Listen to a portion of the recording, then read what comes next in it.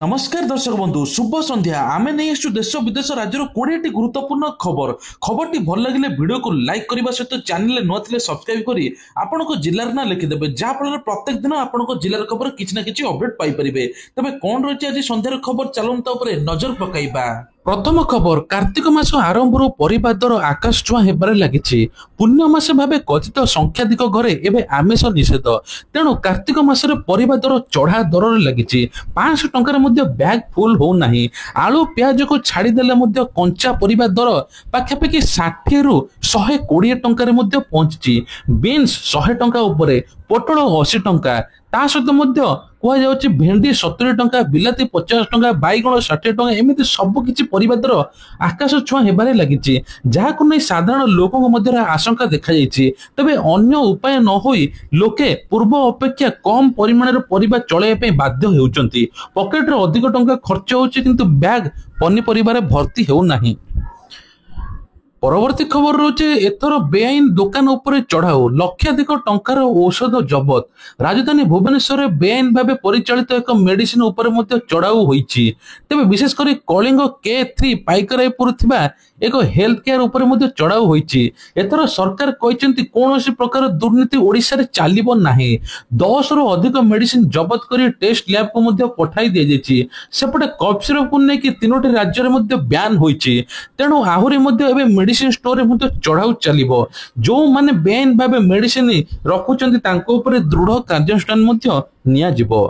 परवर्ती खबर होची आईपीएल 2026 डिसेंबर नीलाम प्रक्रिया किणिबे फ्रांचाइज निज मन पसंद खेलाड़ी को नीलाम प्रक्रिया किणिबे फ्रांचाइज जदियो इंडियन प्रीमियर लीग रो परवर्ती सीजन आरंभ हेबाकू बहुत समय बाकी अछि तथापि ता पूर्व मिनी ऑक्शन सहित खेलाड़ी मानकर रिटेंशन प्रक्रिया शेष हेबो मिलिथिबा सूचना मुताबिक आसंता डिसेंबर मासरे खेलाड़ी नीलाम प्रक्रिया होई पारे डिसेंबर 13 रु 15 मध्य नीलामी हेबो ता सहित इंडियन प्रीमियर लीग रो परवर्ती सीजन पूर्व एही नीलामी हेबो तेबे विशेष करी कुआ जाउछि जे ए पर्यंत बीसीसीआई एवं आईपीएल गवर्निंग काउंसिल कोनोसी विधिवत भाबे तारीखा चूड़ांत करि नाही।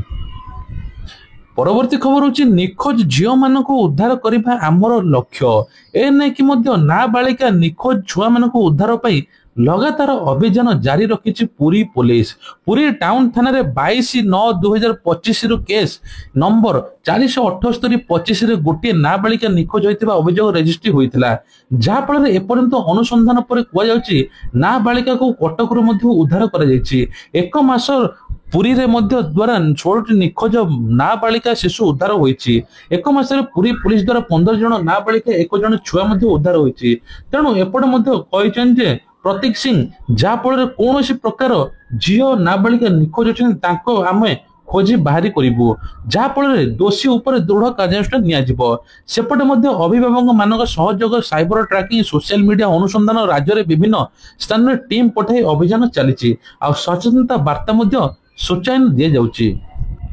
परवर्ती खबर एक चांचल्य खबर सामना को आछि आईनजीवी पीतबास पंडा को हत्या मामला प्राय 50 जन को जेरा मध्य होइछि सन्देह 5 रु 6 जन पचरा उचरा करूछु एते सहित प्रत्यक्षदर्शी सहकर्मी को मिसाई 50 जन को मध्य आज जेरा होइतिला विशेषकर गुली एवं बालिस्टिक एवं स्पोर्ट निकट को पठा जाइछि पोस्टमार्टम रिपोर्ट पर खूब शीघ्र आसीबो तथ्य मध्य जणा पड़िबो सीसीटीवी द्वारा सुराग मध्य मिलिछि घटना दिन पीतबास गतिविधि सीसीटीवी रु जानि परछु ऑफिसर को क्यों समय बाहर थिले क्यों रास्ता रे जाइथिले सेही समय मध्य एबे किछि लोक को संदेह मध्य कराउछि काहे कि से माने सेठी थिले कोन करूथिले पचरा उचरा कोते कराउछि दामी गाड़ी को नेके संदेह हेबारु डाकी पचरा उचरा मध्य करूछि आशा कराउछि खूब जल्दी यार रहस्य मध्य खुलिबो।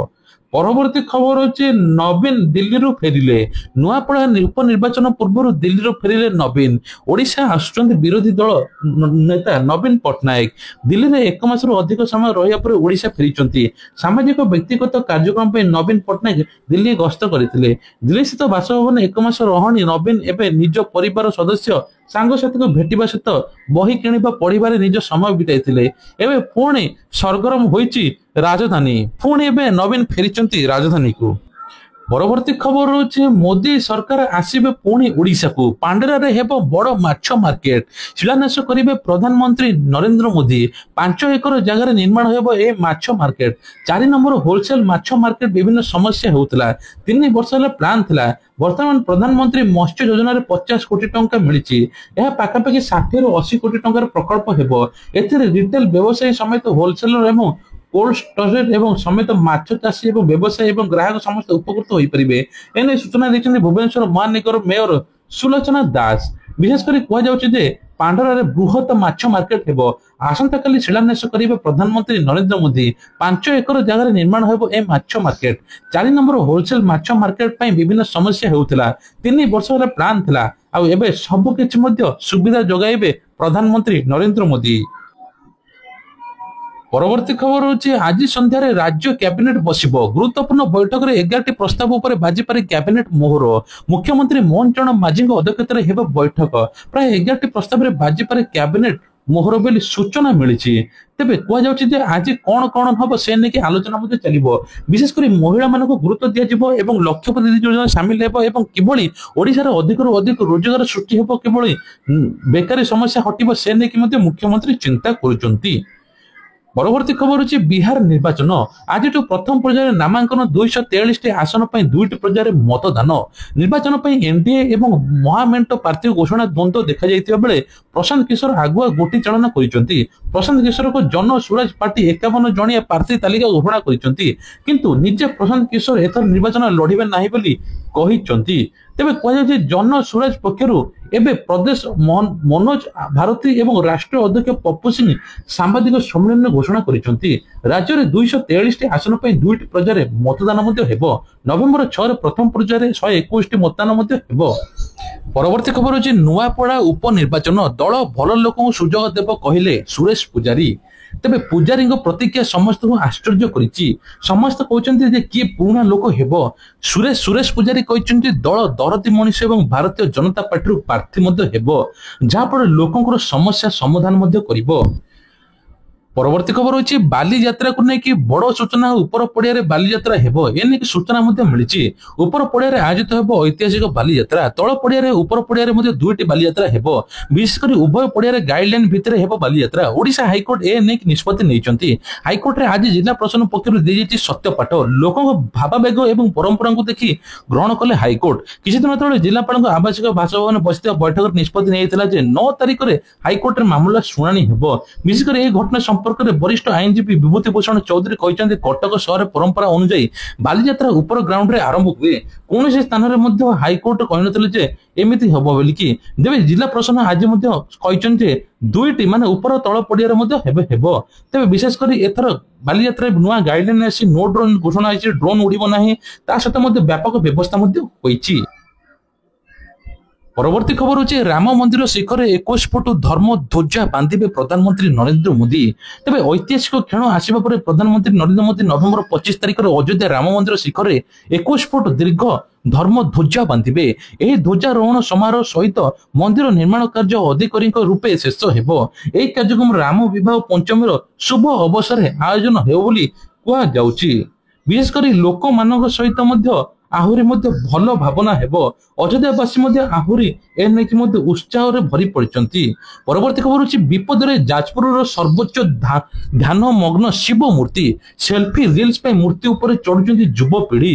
ସେପଟେ ମଧ୍ୟ ଯାଜପୁରରେ ନିର୍ମାଣ ହୋଇଛି ସର୍ବୋଚ୍ଚ ଧ୍ୟାନ ମଗ୍ନ ଶିବଙ୍କ ମୂର୍ତ୍ତି। ବିଗତ ସରକାର ଅମଳରେ ନିର୍ମାଣ ହୋଇଥିବା ଆଜି ମୂର୍ତ୍ତି ଉଦ୍ଘାଟନ ହୋଇନାହିଁ। ତେବେ ଏହି ମୂର୍ତ୍ତି ଉପରକୁ ଲୋକେ ଚଢି ଫଟୋ ଉଠୁଥିବା ଦେଖିବାକୁ ମିଳିଛି। ଫଳରେ ମୂର୍ତ୍ତି ପ୍ରତି ବିପଦ ଦେଖାଯାଇଛି। ଏହା ସହିତ କୌଣସି ସମୟରେ ଅଘଟଣ ଘଟିପାରେ ବୋଲି ସୂଚନା ମିଳୁଛି। ବୁଦ୍ଧିଜୀବୀ ମାନେ ମୋହର ନାଁ ପସନ୍ଦ କରିଛନ୍ତି। ଏପରିକି ଧାର୍ମିକ ଭାବନାକୁ ଆଘାତ ଦେଇଛି ଯୁବପିଢିଙ୍କ ଦୁଃସାହସିକ କାର୍ଯ୍ୟ। ଏଥିପାଇଁ ଜିଲ୍ଲା ପ୍ରଶାସନକୁ ଦାୟୀ କରିଛନ୍ତି ବୁଦ୍ଧିଜୀବୀ। ସେପଟେ ମଧ୍ୟ ଏନେଇ ପଦକ୍ଷେପ ନିଆଯିବ ବୋଲି ପ୍ରତିଶ୍ରୁତି ଦେଇଛନ୍ତି ଜିଲ୍ଲାପାଳ। ସୁନା ଦର ଆକାଶ ଛୁଆଁ ହେବାରେ ଲାଗିଛି। ସୁନା ଦର ଏବେ 1,26,000 ଛୁଇଁଲା।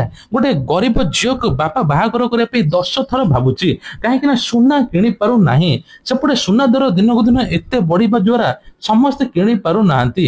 ତେବେ ଏବେ କୁହାଯାଉଛି ସୁନା ଦର ଏବେ 3000 ଟଙ୍କା ବଢିଛି। ରୂପା ଦର ମଧ୍ୟ 3000 ଟଙ୍କା ବଢିଛି, ଯାହା ଦିନକୁ ଦିନ ଆକାଶ ଛୁଆଁ ହେବାରେ ଲାଗିଛି।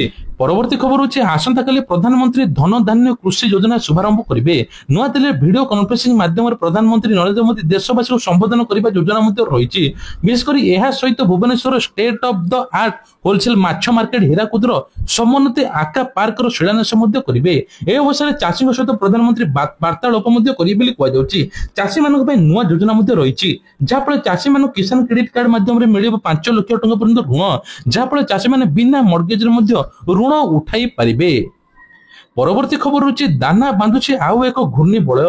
12 ପର୍ଯ୍ୟନ୍ତ ରାଜ୍ୟରେ ବର୍ଷା ଜାରି ରହିବ। ବିଶେଷ କରି 20ଟି ଜିଲ୍ଲାକୁ ୟେଲୋ ଆଲର୍ଟ କରିଛି ପାଣିପାଗ ବିଭାଗ। ଆଜି ଗଞ୍ଜାମ, ଗଜପତି, କନ୍ଧମାଳ, କେନ୍ଦ୍ରାପଡ଼ା, ଭଦ୍ରକ, ଜଗତସିଂହପୁର, ମୟୂରଭଞ୍ଜରେ ଅଧିକ ବର୍ଷା ହେବ। ବିଜୁଳି ଘଡଘଡି ସହିତ ରାଜ୍ୟ ସାରା ପ୍ରବଳ ବର୍ଷା ହେବ। ତା ସହିତ ମଧ୍ୟ କୁହାଯାଉଛି 30 ରୁ 40 କିଲୋମିଟର ବେଗରେ ପବନ ବହିବା ସହିତ ମତ୍ସ୍ୟଜୀବୀଙ୍କୁ ସମୁଦ୍ରକୁ ଯିବା ପାଇଁ ବାରଣ କରାଯାଇଛି ଏବଂ ତା ସହିତ ମଧ୍ୟ ତଳିଆ ଅଞ୍ଚଳକୁ ସତର୍କ ରହିବା ପାଇଁ ମଧ୍ୟ ସୂଚନା ଦିଆଯାଇଛି। ପରବର୍ତ୍ତୀ ଖବର ହେଉଛି ଚଷମାରେ କରିପାରିବେ ୟୁପିଆଇ ପେମେଣ୍ଟ। ଭାରତର ପିନ୍ଧିବା ଯୋଗ୍ୟ ସ୍ମାର୍ଟ ଚଷମା ଏବେ ୟୁପିଆଇ ଲାଇଟ୍ ସୁବିଧା ବ୍ୟବହାର କରିପାରିବେ।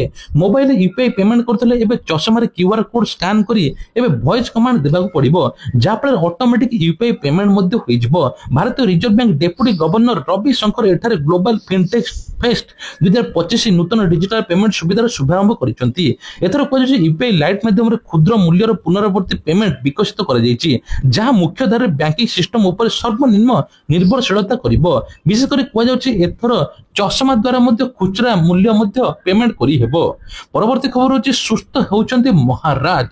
ପ୍ରେମାନନ୍ଦ ମହାରାଜଙ୍କ ସ୍ୱାସ୍ଥ୍ୟ ଅବସ୍ଥା ସୁଧାର। ବିଶେଷ କରି ପ୍ରତିକ୍ରିୟା ଦେଲେ ମହାରାଜ। ଆଧ୍ୟାତ୍ମିକ ଗୁରୁ ଶ୍ରୀ ପ୍ରେମାନନ୍ଦ ମହାରାଜ ଘରେ ଘରେ ବେଶ ପରିଚିତ। ଶ୍ରୀ ରାଧା ରାଣୀଙ୍କ ଭଜନ କୀର୍ତ୍ତନ କରୁଥିବା ପ୍ରେମାନନ୍ଦ ମହାରାଜ ଯିଏକି ଶୁଣିବ ସେ ନିଶ୍ଚିତ ଆଶ୍ଚର୍ଯ୍ୟ ହୋଇଯିବ, ସେ ନିଶ୍ଚିତ ଭକ୍ତିରେ ଲୀନ ମଧ୍ୟ ହୋଇଯିବ। ତାଙ୍କର ଦୁଇଟି କିଡନୀ ଫେଲ ହେଲା ପରେ ମଧ୍ୟ ପ୍ରେମାନନ୍ଦ ମହାରାଜ ଜନତାଙ୍କୁ ସଦ୍ମାର୍ଗରେ ନେବା ପାଇଁ ଦିନ ରାତି ପରିଶ୍ରମ କରନ୍ତି, ପ୍ରବଚନ ମଧ୍ୟ ଦିଅନ୍ତି। ପ୍ରେମାନନ୍ଦ ମହାରାଜ ଦୀର୍ଘ ଦିନ ହେବ କିଡନୀ ରୋଗରେ ପୀଡ଼ିତ ଅଛନ୍ତି। ତାଙ୍କୁ ନିୟମିତ ଭାବେ ଡାୟାଲିସିସ୍ କରିବାକୁ ପଡୁଛି। ଅନେକ ଦିନ ହେବ ତାଙ୍କ ସ୍ୱାସ୍ଥ୍ୟ ଅବସ୍ଥା ଖରାପ ରହିଛି। ସେ ସକାଳେ ପଦଯାତ୍ରା କରୁନାହାନ୍ତି। ମହାରାଜ ଅନୁପସ୍ଥିତିକୁ ନେଇକି ତାଙ୍କ ଭକ୍ତମାନେ ବହୁତ ଚିନ୍ତିତ ମଧ୍ୟ ଅଛନ୍ତି। ପରବର୍ତ୍ତୀ ଖବର ହେଉଛି ଗାଜା ଶାନ୍ତି ପାଇଁ କି ଯୋଜନା ଟ୍ରମ୍ପଙ୍କୁ ଅଭିନନ୍ଦନ ଜଣାଇଛନ୍ତି ପ୍ରଧାନମନ୍ତ୍ରୀ। ତା ସହିତ ଭାରତ ଆମେରିକା ବାଣିଜ୍ୟ ଆଲୋଚନା ମଧ୍ୟ ହୋଇଛି। ପ୍ରଧାନମନ୍ତ୍ରୀ ନରେନ୍ଦ୍ର ମୋଦି ଗୁରୁବାର ଦିନ ଆମେରିକା ରାଷ୍ଟ୍ରପତି ଡୋନାଲ୍ଡ ଟ୍ରମ୍ପଙ୍କ ଗାଜା ଶାନ୍ତି ଯୋଜନା ସଫଳତା ପାଇଁ ଅଭିନନ୍ଦନ ଜଣାଇଛନ୍ତି, ଯାହା ହଜାର ହଜାର ଲୋକଙ୍କୁ ଜୀବନ ହରାଇଥିବା ଯୁଦ୍ଧରେ ଶେଷ କରିବାର ଏକ ବଡ଼ ପଦକ୍ଷେପ। ଏ ବିଷୟରେ ପୋଷ୍ଟ କରି ମୋଦି କହିଛନ୍ତି ଯେ ଟ୍ରମ୍ପ ସହିତ ଭାରତ ଆମେରିକା ବାଣିଜ୍ୟର ମଧ୍ୟ ଆଲୋଚନା ଅଗ୍ରଗତି ଆଗକୁ ହେବ। ଯାହାଫଳରେ ଏପଟେ ଟ୍ରମ୍ପ ମଧ୍ୟ କହିଛନ୍ତି ଜେନେରିକ ମେଡିସିନରେ କୌଣସି ପ୍ରକାର ତାରିଫ ଲାଗିବ ନାହିଁ। ସେପଟେ ମଧ୍ୟ ଆହୁରି କିଛି ତାରିଫ କମାଇବା ପାଇଁ ମଧ୍ୟ ଯୋଜନା ଚାଲିଛି। ପରବର୍ତ୍ତୀ ଖବର ହେଉଛି ଯୋଗୀ ଆଦିତ୍ୟନାଥ ବଡ଼ ଘୋଷଣା କରିଛନ୍ତି ଯୁକ୍ତ 2 ଛାତ୍ରୀଙ୍କୁ ମିଳିବ ମାଗଣା ସ୍କୁଟି। ଯେଉଁମାନେ ମେଧାବୀ ଛାତ୍ରୀ ହୋଇଥିବେ, ଭଲ ପାଠ ପଢୁଥିବେ, କଲେଜଠୁ ଘର ଦୂର ହୋଇଥିବ ଏବଂ ଆର୍ଥିକ ସ୍ୱଚ୍ଛଳ ନଥିବେ, ତାଙ୍କୁ ମାଗଣା ସ୍କୁଟି ଦିଆଯିବ। ସେପଟେ ଅଭିଭାବକଙ୍କୁ 1250 ଟଙ୍କା ମିଳିବ, ପ୍ୟାଣ୍ଟ ସାର୍ଟ ଜୋତା ଟୋପି ପାଇଁ ମିଳିବ। ଏପଟେ ମଧ୍ୟ ମହିଳାମାନଙ୍କୁ ମାଗଣାରେ 2ଟି ସିଲିଣ୍ଡର ମିଳିବ, ଦୀପାବଳି ଗିଫ୍ଟ ବୋଲି କୁହାଯାଉଛି। ଯେଉଁମାନେ ଆର୍ଥିକ ସ୍ୱଚ୍ଛଳ ନାହାନ୍ତି, ଉଜ୍ଜ୍ୱଳ ଯୋଜନାରେ ତାଙ୍କୁ ମଧ୍ୟ 2ଟି ମାଗଣା ସିଲିଣ୍ଡର ଦେବେ ଯୋଗୀ ଆଦିତ୍ୟନାଥ ସରକାର। ଏପଟେ ମଧ୍ୟ ଆଉ ଗୋଟେ ବଡ଼ ଘୋଷଣା ହେଇଛି ପିଏମ କିଷାନ ଟଙ୍କା ନେଇକି ବଡ଼ ଅପଡେଟ। ଯେଉଁମାନଙ୍କୁ 20ତମ କିସ୍ତି ମିଳିନି ଏବେ 21ତମ କିସ୍ତି ମଧ୍ୟ ମିଳିବା ପାଇଁ ଯାଉଛି। ତେବେ ତା ପୂର୍ବରୁ ଶୁଣି ନିଅନ୍ତୁ। ତେବେ କୁହାଯାଉଛି ଯେଉଁମାନେ ଇକେୱାଇସି କରିନାହାନ୍ତି ତାଙ୍କୁ 20ତମ କିସ୍ତି ମିଳିନାହିଁ। ଇକେୱାଇସି ଏବେ କରିଦିଅନ୍ତୁ, ଯାହାଫଳରେ ଆପଣଙ୍କୁ ଦୁଇଟି କିସ୍ତି ମଧ୍ୟ ମିଳିବ। ସରକାର ମଧ୍ୟ ପିଏମ କିଷାନ ଯୋଜନାରେ ବର୍ଷକୁ 6000 ଟଙ୍କା ପ୍ରଦାନ କରନ୍ତି। ପ୍ରତି 4 ମାସକୁ ଥରେ 2000 ଟଙ୍କା ଦିଆଯାଏ। ଚାଷୀମାନଙ୍କୁ ଏବେ ପୁଣି ପିଏମ କିଷାନ 21ତମ କିସ୍ତି ଆସିବା ପାଇଁ ଯାଉଛି। ତୁରନ୍ତ ଆପଣମାନେ ନିଜ ଷ୍ଟାଟସ ଚେକ୍ କରନ୍ତୁ ଏବଂ ଇକେୱାଇସି ମଧ୍ୟ କରିଦିଅନ୍ତୁ। ପରବର୍ତ୍ତୀ ଖବର ହେଉଛି ସୁଭଦ୍ରା ଟଙ୍କାକୁ ନେଇକି ବଡ଼ ଅପଡେଟ। ଏଣିକି ସୁଭଦ୍ରା ଟଙ୍କା 4ଥ କିସ୍ତି ମିଳିବା ପାଇଁ ଯାଉଛି। ଯେଉଁମାନେ ପ୍ରଥମ, ଦ୍ୱିତୀୟ, ତୃତୀୟ ପାଇନାହାନ୍ତି ସେମାନେ ଚାହିଁଲେ ଏକା ସାଙ୍ଗରେ 4ଟା କିସ୍ତି ପାଇପାରିବେ। କେମିତି ପାଇବେ? ତା ପୂର୍ବରୁ ଆପଣମାନଙ୍କୁ ଆବେଦନ କରିବା ପାଇଁ ପଡ଼ିବ ଯେଉଁମାନଙ୍କୁ 21 ବର୍ଷ ହୋଇଛି। ଆଉ ଯେଉଁମାନଙ୍କୁ 60 ବର୍ଷ ହୋଇଛି ସେମାନେ ସୁଭଦ୍ରାରୁ ବାଦ ପଡ଼ିସାରିଲେଣି। ସେମାନେ ଭତ୍ତା ଟଙ୍କା ପାଇଁ ଆବେଦନ କରିବେ, ଯାହାଫଳରେ ପ୍ରତି ମାସରେ ସେମାନେ ଭତ୍ତା ଟଙ୍କା ପାଇବେ। ଏପଟେ ସରକାର ଭତ୍ତା ଟଙ୍କାକୁ ନେଇ ବଡ଼ ଅପଡେଟ ଦେଇଛନ୍ତି। 80 ବର୍ଷର ଉର୍ଦ୍ଧ୍ୱ ହିତାଧିକାରୀ ଦିବ୍ୟାଙ୍ଗମାନଙ୍କୁ 3500 ମିଳିବ ଏବଂ 60 ବର୍ଷର ଉର୍ଦ୍ଧ୍ୱ ହିତାଧିକାରୀକୁ ଭତ୍ତା ବଢ଼ିବ ବୋଲି ସୂଚନା ମିଳିଛି। ସେପଟେ ଏସଏଚଜି ମହିଳାଙ୍କୁ ମଧ୍ୟ କୁହାଯାଉଛି ଯେ 10 ଲକ୍ଷ ଟଙ୍କା ପର୍ଯ୍ୟନ୍ତ ଋଣ ମିଳିବ ପୁଣି ବିନା ସୁଧରେ, ଯାହାଫଳରେ ମହିଳାମାନେ ସ୍ୱାବଲମ୍ବୀ ହେବେ ଏବଂ ଲକ୍ଷପତି ଧୀରେ ମଧ୍ୟ ସାମିଲ ହେବେ। ତେବେ ଇଏ ଥିଲା ଆଜିର ଦେଶ ବିଦେଶ ରାଜ୍ୟର ଗୁରୁତ୍ୱପୂର୍ଣ୍ଣ ଖବରଟି ଭଲ ଲାଗିଥିଲେ ଭିଡ଼ିଓକୁ ଲାଇକ୍ କରିବା ସହିତ ଚ୍ୟାନେଲରେ ନୂଆ ଥିଲେ ସବସ୍କ୍ରାଇବ କରିବା ପାଇଁ ଭୁଲିବେ ନାହିଁ। ଜୟ ଜଗନ୍ନାଥ।